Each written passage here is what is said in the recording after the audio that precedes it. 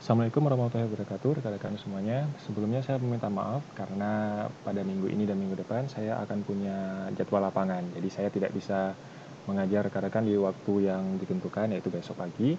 Untuk itu, untuk 2 minggu ke depan, yaitu minggu ini dan minggu depan, kita akan belajar melalui YouTube. Videonya akan saya upload dan linknya akan saya share ke rekan-rekan semua melalui grup WA. Dan saya minta kepada rekan-rekan yang memiliki jadwal lapangan seperti minggu ini, yaitu kelompok 2 ya, itu sudah memberikan list untuk pergi ke lapangan. Untuk grup ketiga juga saya minta demikian, apabila ada dari rekan-rekan yang mengambil pelajaran kuliah lapangan, silakan beritahu saya, jadi saya akan uh, centang hadir di absensinya. Jadi rekan-rekan yang pergi ke lapangan tidak perlu absen. Setiap kali saya mengajar kepada rekan-rekan semua, karena kita punya grup-grup tertentu yang pergi ke lapangan, saya akan mengajar di jam waktu yang tepat, yaitu sesuai dengan waktu yang ada di SIM kuliah, yaitu jam 10.40 ya, di setiap hari Rabu. Untuk minggu ini dan minggu depan akan saya jadwal pelajarannya itu di YouTube, tapi dengan seterusnya sesuai dengan jadwal. Tapi jadwalnya videonya itu akan tetap saya upload di YouTube sehingga rekan-rekan yang pergi ke lapangan tetap bisa mengikuti pelajarannya. Baik rekan-rekan, untuk minggu ini kita akan bahas tentang faktor dan kesalahan manusia dalam dunia tambang. Seperti yang kita ketahui, di dunia engineering, yaitu dunia teknik di mana kita biasanya membangun terowongan, kita membangun open pit mining, dan lain sebagainya, itu rawan akan adanya kecelakaan. Seperti yang saya katakan sebelumnya, yaitu di minggu kemarin, di mana bencana itu tidak hanya dalam skala yang besar, tapi juga bisa terjadi dalam skala yang kecil, baik itu kecelakaan kerja dan lain sebagainya. Pada dasarnya, untuk memulai kelas minggu ini, saya selalu menyukai apabila kita memulainya dengan pengertian. Jadi, karena pelajaran kita ini tentang manajemen bencana, artinya tujuan kita untuk menghindari adanya bencana. Ada kalanya sebuah bencana itu bencana alam contohnya, seperti gempa bumi, seperti tsunami, itu tidak bisa dihindari. Tapi dampaknya itu bisa kita kurangi. Jadi tugas di saat kita bekerja sebagai engineers, itu tugas kita adalah untuk menghindari dampak yang maksimal. Jadi kita kurangi dampaknya. Gempa bumi misalnya, itu bisa menyebabkan robohnya gedung misalnya. Bagaimana caranya kita buat gedungnya itu sehingga kalau misalnya ada gempa bumi, dia tidak roboh. Sebagai geologis, apa sih yang harus kita lakukan? Saya mencontohkan konstruksi karena dari rekan-rekan saya tahu bahwa banyak dari rekan ini sudah paham kalau misalnya banyak gedung-gedung yang roboh kalau misalnya terjadi gempa. Apa sih penyebabnya kira-kira? Seperti itu ya. Jadi kita bahas pengertian pertama itu tentang manajemen. Di saat kita berbicara tentang manajemen, pada dasarnya itu kita berbicara tentang cara untuk mencapai sebuah tujuan. Manajemen itu dalam bahasa Inggris ya, itu adalah sebuah kata benda, tapi di saat kita aplikasikan kepada kata kerja, yaitu verb, yaitu artinya adalah manage, yang artinya bagaimana caranya kita mencapai sebuah tujuan kita. Itu kita bisa mengatur manusianya, kita bisa mengatur sebuah struktur gedungnya, kalau misalnya di konstruksi, kalau misalnya kita mau membuat sebuah terowongan atau sebuah open pit mine di situ, bagaimana caranya kita desain sehingga tidak menyebabkan atau sehingga bisa mengurangi dampak dari kecelakaan yang terjadi. Itu adalah arti dari pengertian manajemen. Di sini saya tulis, rekan-rekan saya akan baca sendiri. Nanti kalau misalnya saya tanya, apa artinya manajemen, rekan-rekan sudah bisa jawab seperti yang ada tulis di sini ya. Selanjutnya juga, kesalahan manusia itu bisa menyebabkan, kalau misalnya di kesalahan kita sebagai engineers, itu bisa menyebabkan kecelakaan yang akibatnya itu kadang-kadang fatal. Tidak cuma bagi manusianya, bidang ekonomi juga, kita bisa celaka, bisa kecelakaan, bisa terluka, dan kadang-kadang juga bisa menyebabkan kehilangan nyawa. Kerugian yang terjadi di kesalahan engineers itu bisa dampaknya bisa kepada pekerja-pekerjanya, bisa kepada perusahaannya, bisa juga kepada lingkungan sekitar. Untuk itu penting buat kita melakukan sebuah evaluasi atau melakukan sebuah perhitungan atau perencanaan yang bisa mengurangi dampak dari sebuah proyek yang kita lakukan terhadap lingkungan, terhadap pekerjanya, terhadap ekonomi, terhadap sosial, terhadap kondisi sosial dan lain sebagainya. Itu perlu kita perhatikan. Dan selanjutnya faktor kesalahan manusia itu juga merupakan salah satu hal yang sangat-sangat penting dalam dunia tambang. Karena banyak kecelakaan-kecelakaan kerja itu disebabkan oleh faktor kesalahan manusia. Bukan disebabkan oleh bencana alam, bukan disebabkan oleh hal-hal yang lain. Malah kecelakaan ada kesalahan manusia yang sendiri. Kita yang kurang menguasai apa yang kita buat, atau kitanya yang bandel di saat kita harus mengikuti sebuah prosedur, kita tidak mengikuti sebuah peraturan, sebuah prosedur tersebut, sehingga menyebabkan hal-hal yang tidak diinginkan. Baik, ini adalah contoh sebuah dampak dari bencana alam yang terjadi di Izmir, di Turki, yang baru-baru ini ya, yang terjadi di tanggal 30 Oktober 2020. Izmir ini, rekan-rekan semua, adalah sebuah kota industri yang ada di Turki. Dia kota terbesar ketiga di Turki. Dan ini juga sebuah kota industri, populasinya juga populasi yang tinggi, populasi ketiga kalau saya tidak salah di Turki. Jadi kalau kita misalnya lihat sejarah di Turki, terutama sejarah dari Romawi misalnya, area Izmir ini adalah area yang memiliki banyak. Ini sebenarnya area Izmir itu masuk ke area Ege, rekan-rekan ya. Di sini adalah area yang sudah terkenal akan gempa buminya. Bahkan gempa bumi di situ sudah direcord. Bukan dari geologi, tapi dari situs-situs sejarah misalnya, itu sudah direcord terjadi dari sebelum Masehi. Ada banyak gedung-gedung yang peninggalan Romawi kuno, itu bisa dideteksi di area Ege. Di sini ada peninggalan-peninggalannya yang juga terdampak oleh gempa bumi. Bahkan ada kota-kota kunonya yang ditinggalkan oleh penduduk pada zaman dahulu kala, yang alasan mereka meninggalkan kota-kota mereka itu karena dampak gempa bumi salah satunya. Untuk itu, area ini adalah area yang sudah terkenal oleh gempa buminya. Tapi di saat kita ada di abad 20, ya ini bahkan di abad 21, sekarang kita ada di tahun 2020, di mana Turki juga salah satu negara dengan perkembangan ekonomi yang sangat pesat di dunia, akan kelihatan aneh di saat kita lihat masih ada nih gedung yang roboh. Apa sih penyebabnya kira-kira? Jadi kita mulai dari geologinya dulu. Nah, ini adalah geologinya Turki misalnya. Rekan-rekan adalah mahasiswa teknik geologi, jadi nggak boleh jauh-jauh dari urusan struktur, nggak boleh jauh-jauh tentang kondisi geologi di sebuah daerah. Apapun tujuannya, mau kerja di bidang konstruksi, mau kerja di bidang perminyakan atau migas, atau rekan-rekan mau bekerja di bidang tambang sekalipun harus paham dengan kondisi tektonik dari lokasi di sekitar. Misal di Turki, Turki ini peta wilayah Turki rekan-rekan ya. Nah, dia diapit oleh dua laut besar, yaitu Laut Black Sea, Laut Hitam, dan Laut Mediterania. Di sini kalau misalnya kita lihat kalau kita lihat struktur geologinya, kita mengetahui bahwa Turki ini adalah daerah yang sangat terdampak oleh gempa bumi. Kita bisa lihat di sini nih. Ini adalah North Anatolian Fault, di mana pergerakannya itu adalah pergerakan secara sesar datar. Kadang-kadang kita mengenalnya dengan transform fault di sini. Ini Istanbul ada di sini. Ini pernah juga area gempa, dan di sini adalah East Anatolian Fault. Ini adalah dua yang paling besar dampak gempanya. Sedangkan Izmir atau daerah Ege itu ada di sini. Ini juga salah satu area dengan dampak gempa bumi yang sangat parah. Ini adalah Laut Ege. Rekan semua ya. Kalau kita lihat dari struktur kondisi tektoniknya, kita bisa bilang bahwa ini ada area gempa bumi.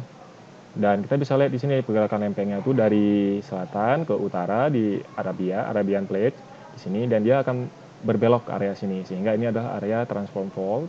Ini juga transform fault, sedangkan di sini ada area subduksi. Ini area subduksi, dan di sini gempa bumi yang disebabkan di area Izmir atau Ege itu adalah area extensional force.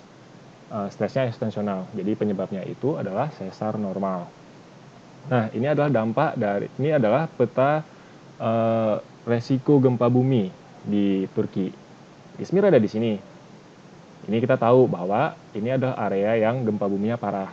Jadi kenapa kira-kira bisa ada gedung yang roboh di saat pemetaan geologinya sudah ada, kemudian juga earthquake risk-nya, map-nya juga sudah ada. Jadi kenapa masih bisa ada gedung yang roboh? Setelah kita cek, ternyata dari secara regulasi sudah mendukung. Di Turki ini secara regulasi pemerintahnya sudah cukup kuat. Tapi ternyata setelah kita cek, gedung-gedung yang roboh kemarin itu dibangun memang di area gempa bumi. Jadi di saat gempa bumi itu bukan misalnya bencana alam seperti gempa bumi itu, bukan alasan untuk kita tidak membangun sebuah gedung. Kita bisa membangun di situ dengan cara memperhatikan faktor-faktor tertentu, seperti faktor engineering-nya, materialnya seperti apa, dan lain sebagainya. Rekan-rekan sudah ambil geologi teknik ya, di situ rekan-rekan bisa nilai sendiri di pelajaran-pelajaran sebelumnya itu, apa-apa aja sih yang harus kita perhatikan di situ. Kita juga akan bahas, tapi tidak di sini untuk bagian tekniknya. Kesalahan manusia yang terjadi di sini, yang pertama itu adanya kontraktor yang membangun bangunan itu tidak sesuai dengan regulasi pemerintah, sehingga pemilihan materialnya juga sama, yang harusnya dipakai material yang kuat untuk gempa bumi, tapi mereka tidak menggunakan hal tersebut, sehingga menyebabkan gedung yang roboh di saat terjadinya gempa bumi. Untuk itu banyak ada beberapa kontraktor yang ditangkap karena kesalahan-kesalahan tersebut. Rekan-rekan juga sama, kalau misalnya bekerja sebagai kontraktor nanti suatu hari nanti di Indonesia juga sudah punya regulasi tertentu ya di dunia tambang dan lain sebagainya. Kalau misalnya terjadi sesuatu dan rekan-rekan tidak mengikuti peraturan, rekan-rekan yang pertama kalau misalnya sebagai kontraktor artinya sebagai pengusaha ya bisa rugi karena harus bertanggung jawab tuh di situ. Yang kedua juga bisa ditangkap sama kepolisian dan lain sebagainya. Itu bergantung dengan peraturan yang ada di suatu negara. Jadi setiap negara itu peraturan berbeda-beda rekan-rekan ya. Nah, penyebab kecelakaan di dunia kerja. Pada dasarnya, saya menggolongkan hal ini di 3 tahapan, yaitu faktor kesalahan manusia, faktor alat berat, dan kemudian faktor lain-lain seperti bencana dan lain sebagainya.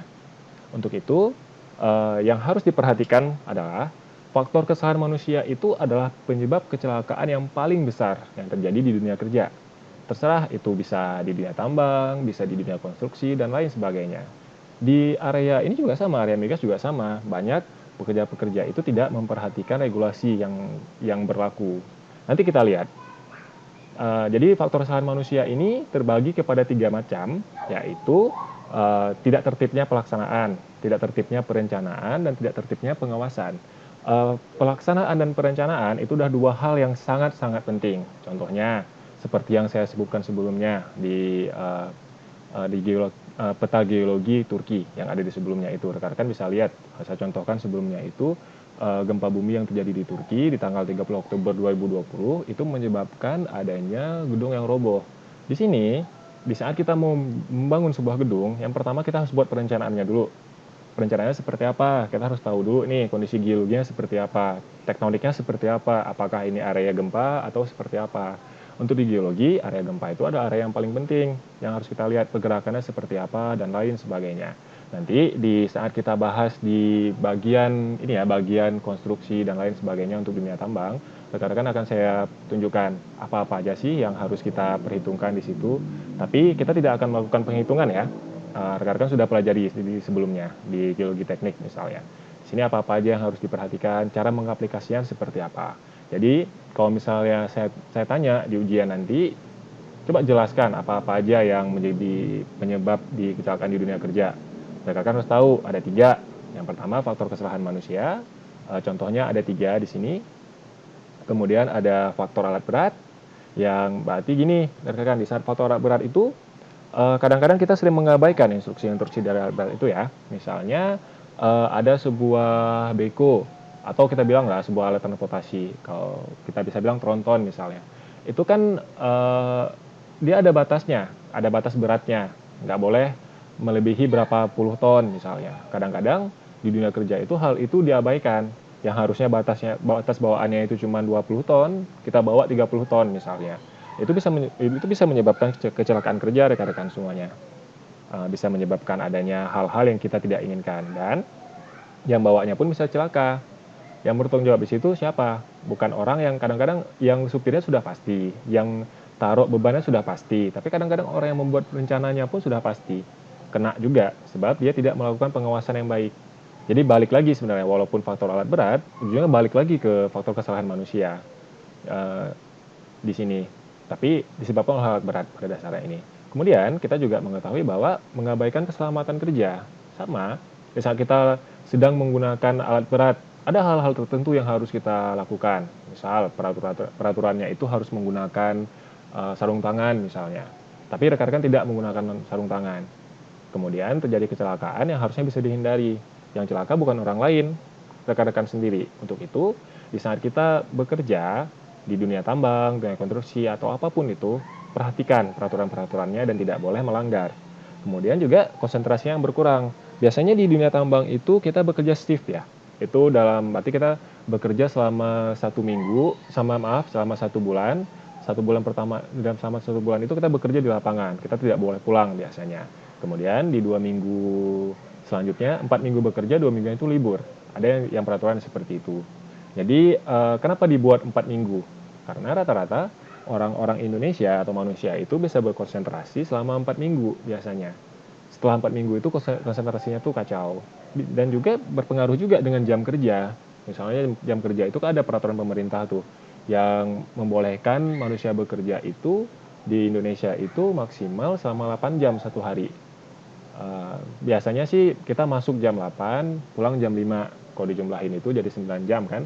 1 jam satu jam di jam 12 sampai jam 1 atau jam 1 sampai jam 2 biasanya itu dibuat untuk istirahat. Jadi 4 jam bekerja, kemudian atau 5 jam bekerja di awal, 4 jam lah kita bilang 4 jam bekerja di awal, kemudian istirahat, makan siang dan lain sebagainya. Kemudian lanjut lagi bekerja. Seperti itu peraturan yang berlaku di Indonesia.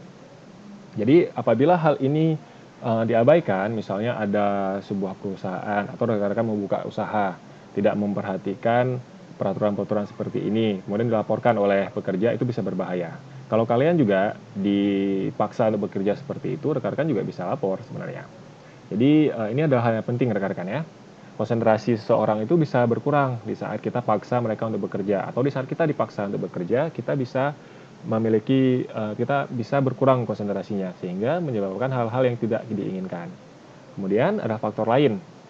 Jadi 3 faktor lain ini contohnya adalah cuaca dan kemudian juga ada faktor bencana alam seperti gempa bumi, seperti banjir dan lain sebagainya. Jadi kalau misal saya tanya penyebab kecelakaan di dunia kerja itu ada 3 faktornya. Ini adalah penjabaran dari 3-tiganya, yaitu faktor kesalahan manusia yang paling banyak disebabkan di kecelakaan kerja, yaitu 87%.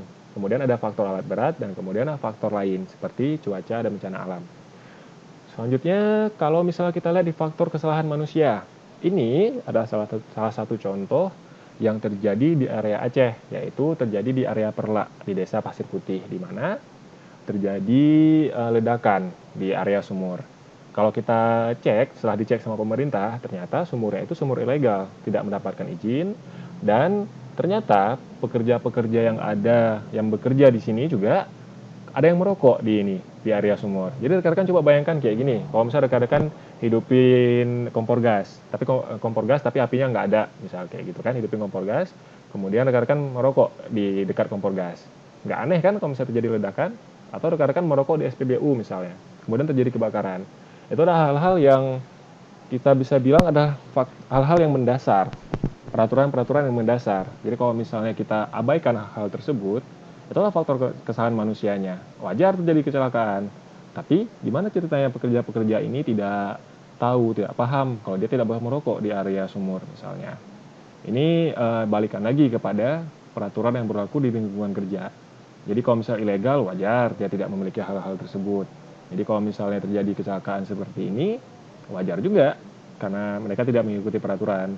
Dan juga kadang-kadang kita harus melapor sih kalau misalnya ada hal kayak gini, karena bencana ini tidak cuma merugikan orang yang bekerja di situ, tapi juga orang-orang masyarakat sekitar. Ada rumah yang terbakar dan lain sebagainya. Siapa yang tanggung jawab di sini misalnya kayak gitu ya. Kemudian juga contohnya adalah contoh di lumpur panas Sidoarjo di Lapindo ini ya. Ini terjadi di awal 2000-an kalau saya tidak salah, di mana ini juga bencana migas, di mana lumpur panasnya itu menyubur keluar. Itu terjadi karena adanya overpressure. Di sini juga sama, faktor kesalahan manusia, perencanaannya tidak baik di sini, di mana blow up itu biasa sebenarnya rekan-rekan ya. Overpressure itu biasa di dunia migas. Tapi harus ditindaklanjuti dengan cepat, seperti penggunaan casing yang seperti apa. Kan ada kriteria-kriteria tertentu tuh yang harus kita buat. Kalau kita abaikan, ini bisa menyebabkan hal yang kayak gini. Dan ini lumpur panasnya itu menyembur ke atas sehingga menyebabkan terjadinya subsidence. Rekan-rekan bisa lihat di sini banyak rumah-rumah yang tenggelam gara-gara faktor ini, gara-gara lumpur panasnya itu menyembur ke atas. Jadi sebagai engineers, terutama teknik geologis ya, perhatikan baik-baik dan lakukan perhitungan yang baik-baik tentang hal-hal yang harus kita lakukan. Kemudian juga ini hal-hal yang lucu sebenarnya. Kalian bisa lihat di sini ada orang ngelas, di sini dia ngelas dan kemudian di sampingnya ada manusia. Kira-kira aneh nggak sih kalau manusia yang di sampingnya itu kebakar kakinya? Ini kan salah satu faktor keselamatan kerja rekan-rekan. Jadi perhatikan hal-hal yang kayak gini nggak boleh terjadi. Jadi kalau misalnya ada orang ngelas, ya jauh dikit lah, jangan terlalu dekat kayak gitu. Kalau kalian celaka, ya jangan salahkan orang lain, kalian sendiri yang salah di sini. Jadi ikuti peraturan yang berlaku. Di sini juga kalian bisa lihat faktor kelalaian mungkin atau faktor-faktor yang lain sebagainya menyebabkan bekunya terbalik. Kira-kira kenapa sih bisa kayak gini? Bisa jadi ini perencanaannya yang kurang bagus. Terjadi gempa bumi misalnya, bisa jadi manusianya yang tidak teliti dalam mengerjakannya. Bisa jadi karena dia konsentrasi yang berkurang dan lain sebagainya. Ini bukan contoh kecelakaan atau kita bilang bencana dalam skala besar ya. Tapi cukup untuk satu kesalahan yang seperti ini cukup untuk membuat kita ada dalam posisi yang tidak menguntungkan.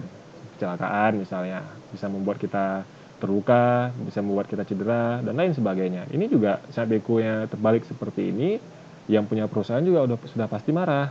Kalau misalnya kita yang menjadi project manager, kita bisa jadi pecat di sini karena bekonya itu bisa menyebabkan proyeknya itu terbengkalai atau tertunda pengerjaannya. Perlu waktu lagi, sedangkan dia harus tetap bayar gaji karyawannya. Jadi ini harus diperhatikan rekan-rekan ya. Nah, di saat kita bekerja di dunia tambang, hal yang pertama yang harus kita perhatikan yaitu tentang APD, yaitu alat proteksi diri, di mana peraturan-peraturan yang paling utamanya itu adalah cara kita berpakaian. Jadi rekan-rekan yang ada di grup ini adalah rekan-rekan yang ambil pelajaran ini adalah rekan-rekan yang semester 7 ya. Jadi rata-rata di rekan-rekan saya lihat juga sudah mengambil pelajaran kuliah lapangan 2, di mana setiap hari Senin dan hari Rabu rekan-rekan akan dibantu, yaitu dibawa sama dosen ke lapangan.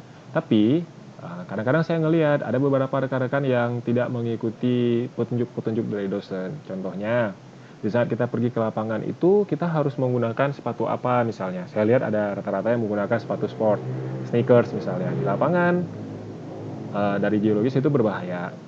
Usahakan menggunakan sepatu yang melindungi kaki kalian. Seperti kalau kita pergi ke lapangan itu kan kita bisa basah kadang-kadang. Kadang-kadang hujan dan lain sebagainya.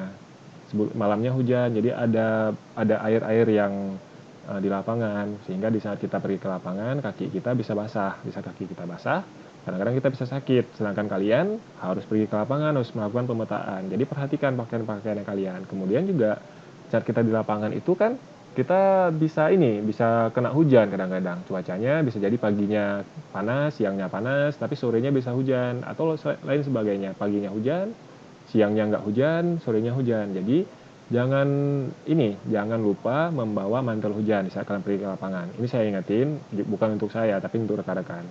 Jadi untuk di dunia tambang, saat kita bekerja di dunia tambang, perlu untuk kita menggunakan hal-hal yang penting, seperti misalnya helm. Di saat kita bekerja di dunia tambang itu nggak penting kita harus bekerja di ini, misalnya kita tambangnya sudah dibuka atau tambangnya masih belum dibuka. Penting untuk kita menggunakan helm, wajib bahkan kadang-kadang. Dan kemudian juga lampu kepala. Ini untuk orang yang bekerja di bawah tanah misalnya, di terowongan bawah tanah misalnya. Kemudian kacamata keselamatan. Kacamata keselamatan ini penting karena banyak debunya kan kalau misalnya kita sudah melakukan blasting, itu kan menyebar kemana-mana. Kalau kita tidak menggunakan kacamata keselamatan, kadang-kadang bisa berbahaya. Jadi ada beberapa perusahaan yang mewajibkan kita harus menggunakan kacamata setiap saat, atau ada hal-hal tertentu yang harus digunakan. Kemudian ada respirator atau masker, sama itu harus kita gunakan di saat kita pergi ke bawah tanah misalnya. Kalau misalnya pun kita nggak bawa atau kita tidak memakainya, itu kadang-kadang ada daerah tertentu mewajibkan, dan ada kadang-kadang karena nggak berbahaya sudah tidak perlu menggunakan masker misalnya. Kemudian ada self rescue, itu lebih tepatnya itu ini ya, oksigen cadangan misalnya kayak yang dipakai sama orang ini, dia menggunakan oksigen cadangan. Itu kan di dunia tambang terutama di bawah tanah itu kadang-kadang kalau misalnya terjadi gempa atau apa, batuannya itu bisa roboh. Nah, itu ada faktor-faktor tertentu yang menyebabkan batuan itu roboh. Nanti kita bicara di bidang engineers-nya, di bidang geologi tekniknya, di mana saya akan menjelaskan apa-apa aja sih, faktor-faktor apa aja sih yang harus kita perhitungkan di situ. Kemudian juga ada sabuk. Sabuk ini untuk ini ya, kayak apa? Kayak tali pinggang misalnya. Kemudian ada safety vest, yaitu yang dipakai di sini.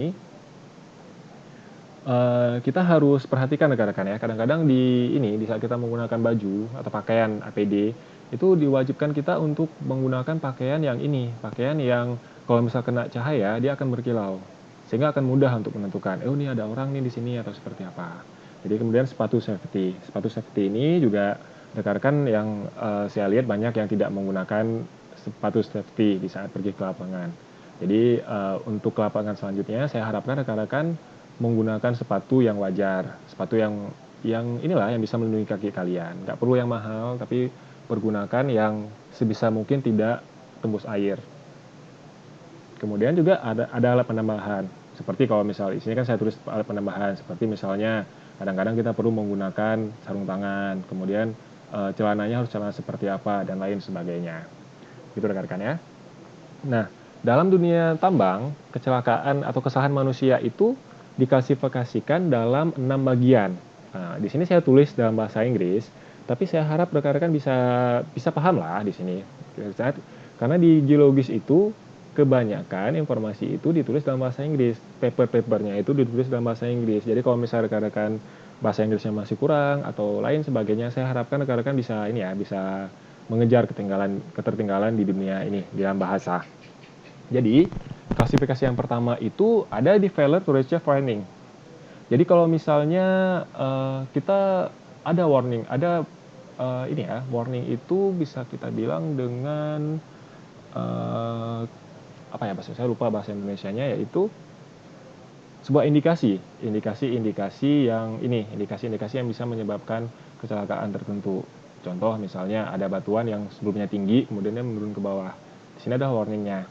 Atau ada kalanya terjadi retakan dan lain sebagainya. Rekan-rekan bisa lihat di sini. Ini ada kesalahan-kesalahan yang ada. Pertama, failure to retrieve a warning. Kemudian, failure to retrieve a recognized warning. Jadi kita udah tahu nih ada terjadi retakan di sebuah retakan, di sebuah area tambang. Nah, di saat seperti itu apa yang harus kita lakukan? Jadi ada banyak orang-orang yang sudah tahu, oh potensinya ini bisa menyebabkan bencana di sini kalau misal kita tidak melakukan sesuatu. Tapi kita tidak tahu harus mengapain, atau keputusan kita untuk merespon dari warning itu malah salah kita responnya. Jadi kita harus tahu. Makanya di sini butuh perencanaan yang baik. Kira-kira risikonya apa aja sih? Kalau misalnya risikonya terjadi seperti A, misalnya, apa yang terjadi? Apa yang harus kita lakukan? B, apa yang harus kita lakukan? Hal-hal ini akan kita bahas di geologi teknik, karena ini hal-hal ini banyak terjadi di geologi teknik ya. Kemudian, dia bilang responded to warning, but ineffectively. Dia sudah merespon dari sebuah warning itu. Dia sudah merespon tapi tidak efektif. Keputusan yang dikeluarkan di warning itu tidak efektif. Kemudian inappropriate secondary warning. Jadi ada kalanya di saat di sesuatu itu terjadi, misalnya warning itu ada yang pertama tidak terlalu menentukan, yang kedua lebih menentukan. Jadi ada waktu kita untuk bisa melakukan sesuatu di situ. Tapi kita tetap tidak mampu untuk melakukannya sehingga terjadi kecelakaan yang besar. Kemudian juga ada underestimation of hazard. Hazard hazard ini adalah artinya berbahaya, kebahayaan. Misalnya contohnya ada gas yang dikeluarkan di area tambang misalnya. Jadi kita mikirnya ya sudahlah tambang ini aja pun gasnya cuma sedikit keluarnya nggak berbahaya. Tidak boleh seperti itu rekan-rekan ya. Di saat ada warning apapun jenisnya, sekecil apapun ya, kita harus lakukan perencanaan. Emang benar ada kalanya kita cuekin aja, tapi itu ada di skala-skala tertentu. Misalnya ada keluar gas amonia di situ, atau keluar gas-gas tertentu yang beracun di dunia tambang misalnya. Jadi kalau misalnya keluarnya itu tidak di tahapan yang membuat kita bahaya, itu boleh dicuekin dulu. Tapi harus disiapkan step kedua. Misalnya yang sebelumnya di area itu keluarnya 5%, misalnya kadarnya itu berapa ppm, misalnya kita lihat gasnya itu. Ya sudah, kalau misalnya belum berbahaya mungkin bisa tetap dilaksanakan, tapi sudah mulai harus dilakukan step kedua. ternyata lebih banyak lagi besok keluar gasnya di situ. Rekan-rekan harus ini, kalau misalnya memang kita kan kadang kan di project itu harus tetap ada deadline, kita harus kejar deadline kita di situ, tapi itu menyebabkan bisa ada keluar gas itu menyebabkan terhalangi kinerja kita. Oleh itu, kadang-kadang kita harus menyiapkan adanya masker kepada rekan-rekan yang bekerja di area ini, di area underground biasanya yang terjadi kan. Atau ada kalanya juga kita harus menyiapkan oksigen khusus, oksigen tambahan sehingga pekerja yang bekerja di situ bisa menggunakan oksigen. Jadi tidak menghirup gas-gas beracun tersebut. Kemudian failure to recognize a previous warning. Di sini juga penting rekan-rekan ya. Dia gagal untuk mendeteksi adanya warning lagi. Kayak gitu. Ini adalah 6 hal yang paling fatal klasifikasinya. Untuk ini rekan-rekan di ujian ini akan saya tanya antara yang ini atau yang sebelumnya, yaitu penyebab kecelakaan kerja dan lain sebagainya. Rekan-rekan ini akan saya tanya di ujian.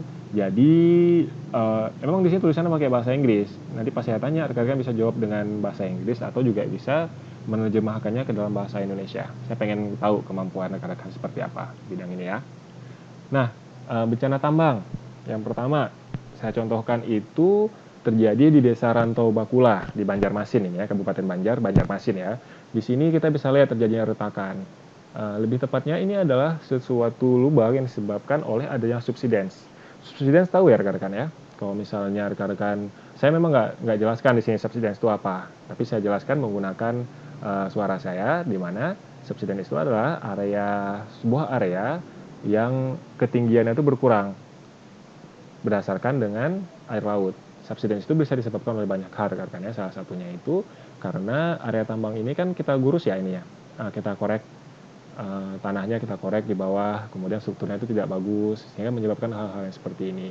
Jadi ini adalah salah satu yang bisa merugikan masyarakat di sini. Rekan-rekan juga kalau kita kerja di tambang, kita harus memperhatikan hal-hal yang seperti ini, jangan sampai terjadi subsidence. Memang kalau misalnya di migas juga sama, subsidence itu bisa terjadi. Tapi migas itu minyak dan gas bumi ya rekan-rekan ya. Di sini rekan-rekan harus memperhatikan. Contohnya kalau misalnya subsidence itu cuma terjadi 1 meter per tahun misalnya. Apakah itu akan berbahaya? Atau lain sebagainya. Di saat kita melakukan pemetaan geologi untuk sebuah konstruksi misalnya, apapun jenis konstruksinya, ini juga harus diperhatikan subsidence ini. Tapi bukan tugas kita ya, kita cukup kasih informasi ini ke orang yang bertanggung jawab di bidang konstruksi. Kalau misal kita yang bertanggung jawab, maka kita yang harus tahu di bidang ini. Tapi kalau misal kita tugasnya cuma sekedar pemetaan, untuk kasih informasi kepada orang yang melakukan konstruksi, kita cukup bilang ini area ini memiliki subsidence berapa rate-nya. Bisa jadi 5 cm per tahun atau lain sebagainya. Saat kita sudah memberikan informasi itu dan mereka tetap memutuskan untuk membangun, ya maka tanggung jawabnya itu ada di tanggung jawab mereka. Kalau misalnya terjadi kecelakaan, sudah bukan di kitanya lagi. Begitu rekan-rekan ya. Kemudian ini juga contoh sebuah perencanaan tambang ya. Sini rekan-rekan bisa lihat, ini open pit dan kemudian ada dilanjutkan dengan underground mining di sini. Rekan-rekan bisa lihat hal-hal yang seperti ada di sini. Nanti kita bahas ini lebih rinci lagi di bagiannya. Terus saat ini saya cuma kasih review aja ke rekan-rekan. Baik, cuman segitu aja pelajaran kita pada malam ini. Rekan-rekan, saya mau ingatkan bahwa untuk minggu ini dan minggu depan kita akan melakukan pelajarannya itu melalui YouTube karena saya harus menemani rekan-rekan yang pergi ke lapangan. Jadi untuk yang selanjutnya kita tetap akan belajar seperti biasa dengan menggunakan Zoom, tapi saya usahakan akan merekamnya. Jadi rekan-rekan yang pergi ke lapangan pun tetap bisa mengikuti. Baik rekan-rekan, sekian dulu untuk kelas kita pada malam ini. Apabila ada pertanyaan, silahkan ditanyakan di grup. Insya Allah saya akan jawab sebisa saya. Apabila ada yang salah dan kurang itu saya minta maaf rekan-rekan semuanya. Assalamualaikum warahmatullahi wabarakatuh.